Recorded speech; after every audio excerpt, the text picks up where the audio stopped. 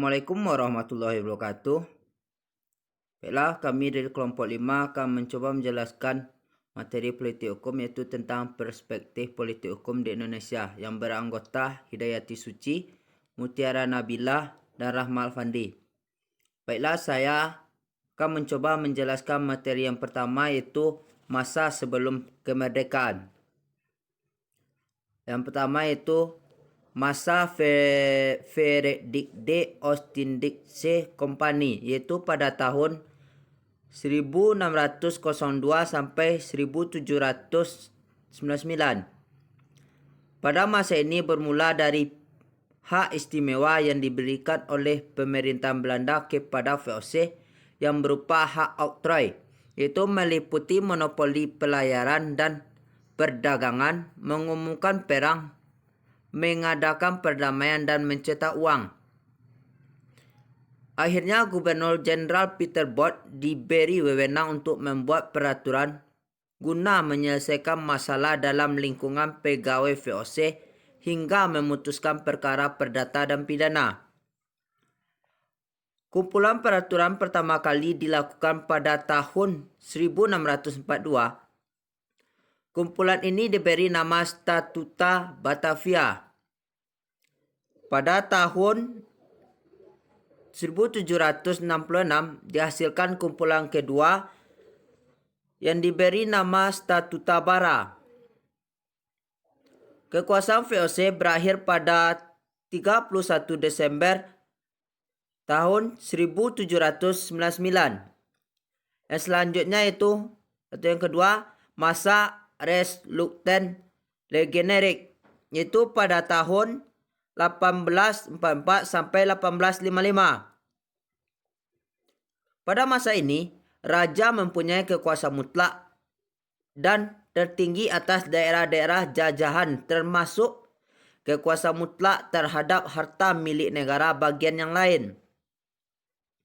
Kekuasaan mutlak raja itu diterapkan pula dalam membuat dan mengeluarkan peraturan yang berlaku umum dengan nama Allgemeine Verordening atau peraturan pusat. Pada masa ini pula dimulai penerapan politik agraria yang disebut dengan kerja paksa oleh Gubernur Jenderal Dubus de Gisignes. Pada tahun 1830, pemerintahan Belanda berhasil mengkodifikasikan hukum perdata yang diundangkan pada tanggal 1 Oktober tahun 1838. Yang selanjutnya itu yang tiga, masa Regenerik Reglement atau RR.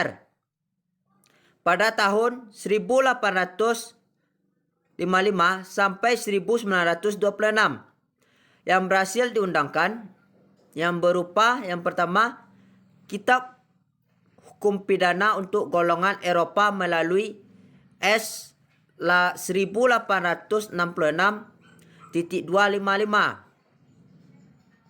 Yang selanjutnya, Allgemeine Politisches Traktement sebagai tambahan Kitab Hukum Pidana untuk golongan Eropa.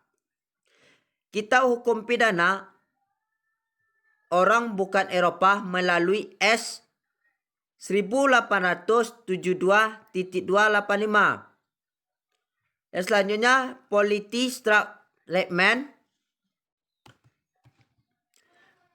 Traktement bagi orang bukan Eropa. Yang selanjutnya, Wetboek van Staatsrecht yang berlaku bagi semua golongan penduduk melalui S 1915.2.732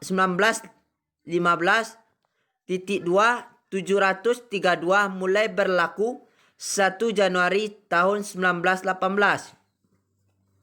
Yang selanjutnya itu yang keempat, masa Indische Strafregeling pada tahun 1926 sampai 1942.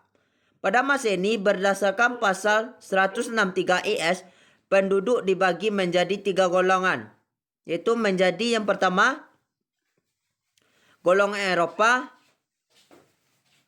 bersama hukum Eropa. golongan timur asing sebagai hukum Eropa dan sebagian hukum adat. Yang ketiga, golongan pribumi bersama hukum adat. Yang terakhir atau yang kelima, masa Jepang, Osamu Seirei. Pada masa penjajahan Jepang, daerah Hindia dibagi menjadi Timur Indonesia Timur di bawah kekuasaan Angkatan Laut Jepang yang berkedudukan di Makassar,